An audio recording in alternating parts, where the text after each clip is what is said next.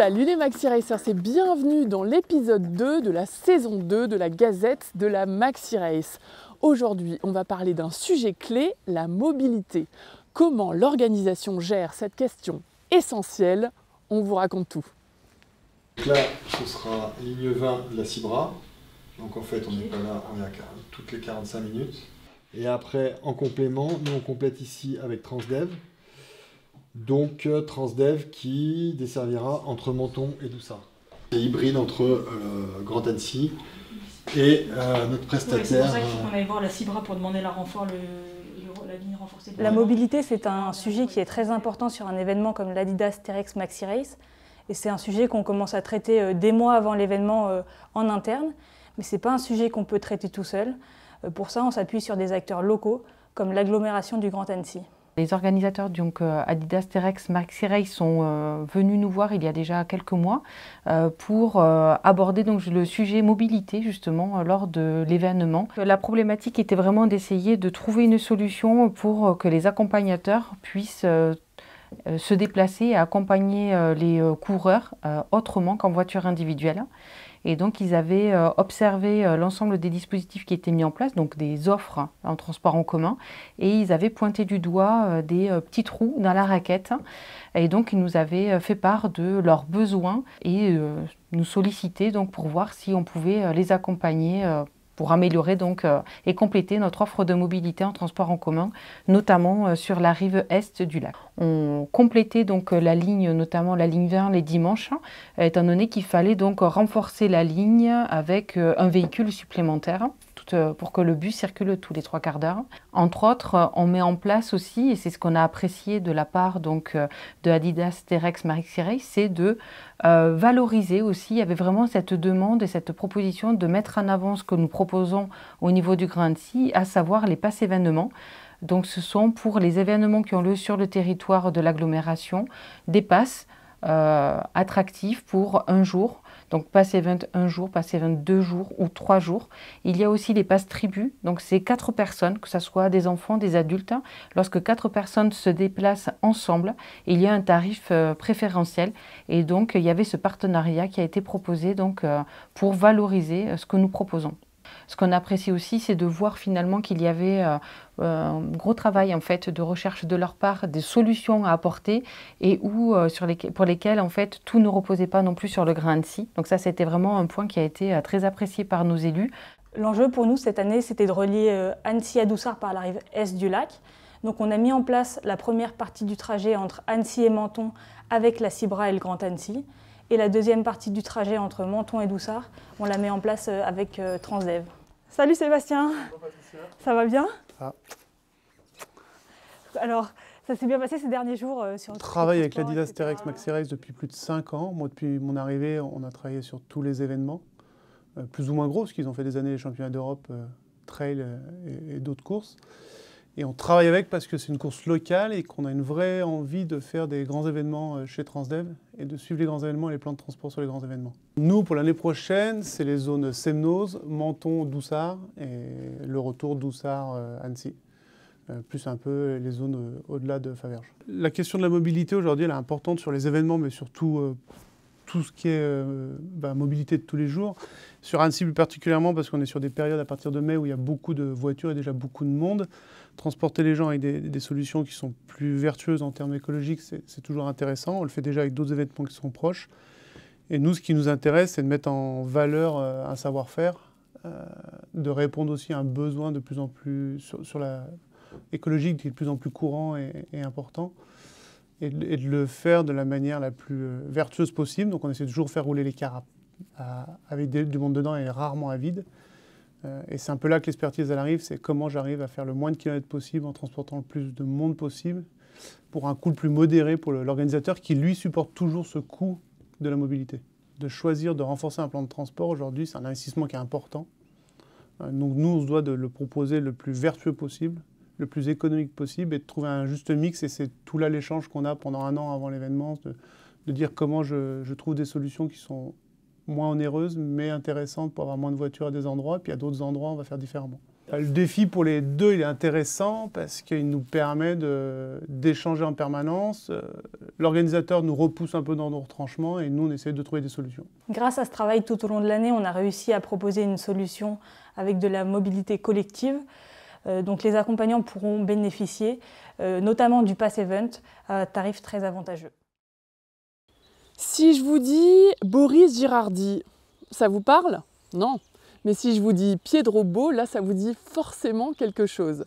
Boris, c'est lui. Après un grave accident de moto, il a perdu l'usage de sa jambe gauche et a fait de l'inclusivité un véritable combat. Depuis sa première participation à l'Adidas T-Rex Maxi Race en 2021, il n'a raté aucune édition. Grâce à lui, l'organisation a pu renforcer son accompagnement auprès des personnes en situation de handicap. On vous laisse le découvrir. Pied de robot, en fait, c'est un pseudo que j'avais pris au tout début. Il m'a été donné par ma fille, en fait. C'est ma fille qui a eu l'idée. Elle me disait toujours « Papa, mets ton pied de robot et viens courir avec moi ». Donc quand je me suis mis à la course, en reprenant la course en étant amputé, ça m'a fait tout de suite penser à pied de robot. J'ai créé Stalias sur les réseaux sociaux. Je suis devenu pied de robot suite à un accident en août 2019. En fait, la reconstruction est passé par la course, à pied. C'était une évidence pour moi qu'il fallait que je recours. C'est très instinctif la course en fait. Donc quand on part, on retrouve des instincts très simples et des plaisirs très simples en fait. Et c'était ça que j'avais envie de retrouver, c'était ça que j'avais envie d'aller rechercher, de me reconnecter en fait à la fois à mon corps mais à la fois à mon environnement. Et ça a commencé au départ par 50 mètres de course tous les 1 km de marche. Donc c'était pas grand chose au départ. Et ça a progressivement j'ai pu gagner des mètres, quelques mètres, par-ci par-là. Et puis au fur et à mesure, j'ai pu courir 1 km, 2 km, 5 km, 10 km, 20 km, 30 km, etc. Je me mets donc à faire de la course trail. Mais en fait, très vite, je m'aperçois que ce n'est pas possible. En fait, je retourne voir mon prothésiste après le confinement et il me dit « Non, mais Boris, tu veux courir des trails ?» Mais non, en fait, ça n'existe pas. Et je m'aperçois qu'il y a un énorme manque autour de l'équipement pour pouvoir courir des trails. Et très rapidement, je rencontre le projet Hopper. Et très rapidement, en fait, je collabore au développement en fait, de cette lame, de cette semelle avec Salomon. Et en fait, je m'aperçois que ce n'est pas du tout démocratisé, notamment les sports outdoor ne sont pas du tout démocratisés pour les personnes en situation de handicap. Et en fait, j'ai un peu une réaction de révolte en me disant c'est pas normal, il manque de l'équité à ce niveau-là. Et je crée l'association Level Up pour pouvoir accompagner des personnes en situation de handicap et leur permettre d'atteindre des objectifs auxquels ils pensent ne pas avoir accès. 2021, octobre 2021, première fois que je viens sur l'Adidas T-Rex Maxi Race. Grand souvenir, grand moment. C'est une des toutes premières courses où je mets un dossard. J'ai des frissons rien que d'en parler parce que en fait, je l'ai couru, je suis parti comme tout le monde, tout seul, comme n'importe quel coureur. J'ai fait mon tour. Et une arrivée incroyable. Ça a toujours été finalement une normalité pour nous d'accueillir des personnes qui se lançaient des défis.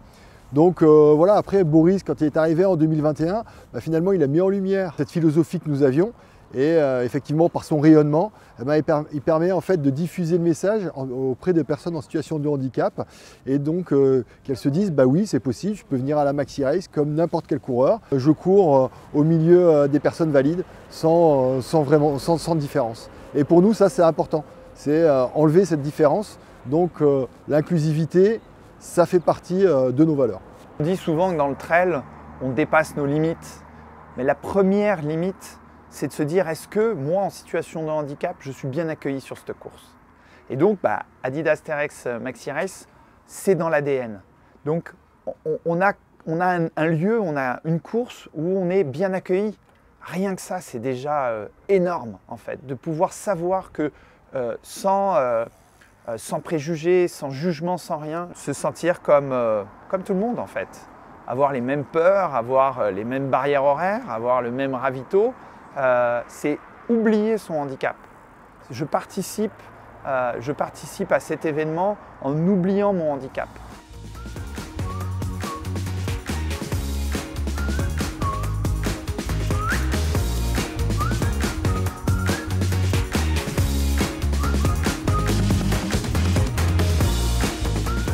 Viviane Green a dit « Soit on attend que l'orage passe, soit on apprend à jouer sous la pluie ».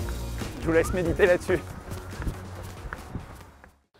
Championnat du monde, championnat d'Europe, Coupe du monde, la Maxi Race était le terrain de jeu des plus grands événements internationaux de trail et ça fait partie de son ADN. Stéphane Agnoli, directeur de course, nous raconte tout.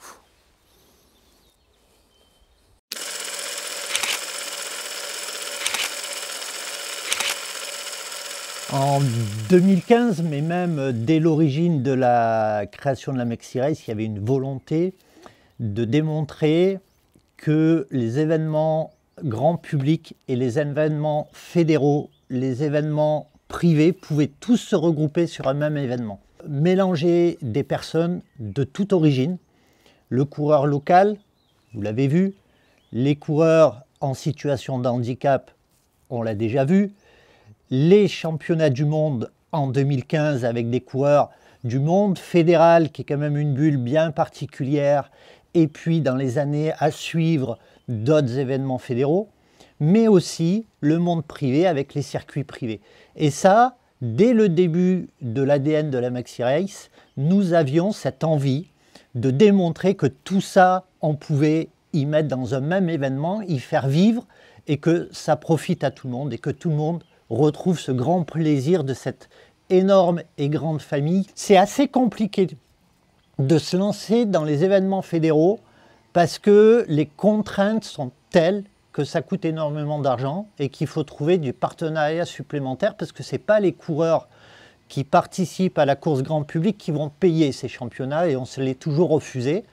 Donc il faut vraiment trouver cette bulle économique aussi. C'est peut-être pour ça que très peu d'organisateurs en France, et c'est un peu dommage, se lancent dans ce type d'événement, d'aventure en tout cas, qui est d'organiser toutes ces courses fédérales. Donc pour nous, ça nous tient à cœur. On garde tout plein de souvenirs, le drapeau des championnats d'Europe, le trophée de récompense des championnats du monde, les médailles des championnats d'Europe Master, des championnats d'Europe Élite. Et puis le monde fédéral, ils sont quand même assez bien reconnaissants de tout le travail qui est fait parce qu'ils nous ont attribué une médaille d'honneur sur les derniers championnats d'Europe. Que des championnats d'Europe, championnats du monde, Coupe du monde, puissent se réaliser sur les mêmes tracés que les courses populaires, que le course grand public. Certes, ce n'est pas en même temps qu'on court, mais ce tracé est offert au grand public pour pouvoir voir et se comparer.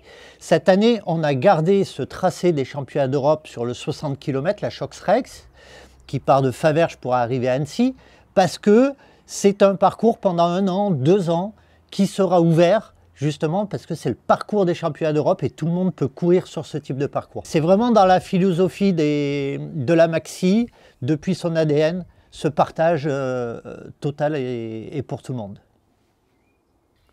Marie est diététicienne et vit à Annecy. Elle s'apprête à participer à la Marathon Experience pour la 2e année consécutive. Elle nous raconte son bonheur de courir en montagne et de participer à une course à la maison. Je suis Marie, j'ai 37 ans, je vis sur Annecy depuis 2 ans et je suis diététicienne du sport. Donc, je suis passionnée de course à pied, de trail, je cours depuis environ 5-6 ans de manière régulière. Je suis diététicienne, je suis spécialisée dans le sport d'endurance. Je ne pense pas que ça coule de source forcément en tant que diététicienne d'être sportive, mais c'est vrai que moi c'est mon moyen d'allier mes 2 passions, la nutrition et la course à pied. Ça fait 5-6 ans que je me suis mise au trail parce qu'en fait je me suis vite rendu compte que ça permet d'aller plus loin, plus haut, de découvrir de nouveaux paysages et surtout de m'évader. Pour moi le trail c'est vraiment un sentiment de liberté, un sentiment d'évasion, de voyage. Pourquoi le dossard? Parce que c'est vrai que c'est pas forcément quelque chose auquel j'attache tant d'importance. Moi, je cours vraiment pour le loisir. Après, c'est vrai que j'ai ce côté challenge, j'ai envie de me dépasser. Donc chaque année, j'essaye de m'inscrire sur 2 ou 3 courses pour évaluer mon niveau, pour voir que je progresse et pour réussir à atteindre ces challenges-là. L'an dernier, j'étais inscrite sur la Maxi Race, pareil sur le 42 km. Malheureusement, il pleuvait des cordes. Enfin, la veille, il pleuvait des cordes, donc ça a été coupé au 30e. Donc cette année, je me réinscris pour enfin réussir à aller au bout et à franchir cette marathon expérience. Pouvoir courir à la maison, c'est vraiment redécouvrir les paysages autour du lac différemment, parce que même si c'est mon terrain d'entraînement, on ne voit pas les choses de la même manière le jour J. Donc c'est s'épanouir dans sa maison finalement, mais c'est aussi toujours l'occasion d'être entouré de ses proches, de sa famille, d'être encouragé par les gens qui nous sont chers. Et du coup, c'est un challenge qu'on partage, quoi. Je compte mettre entre 7 et 8 heures, voilà, je suis loin d'être une athlète, je suis loin d'être la plus rapide, mais moi, mon but, c'est le plaisir avant tout, quoi.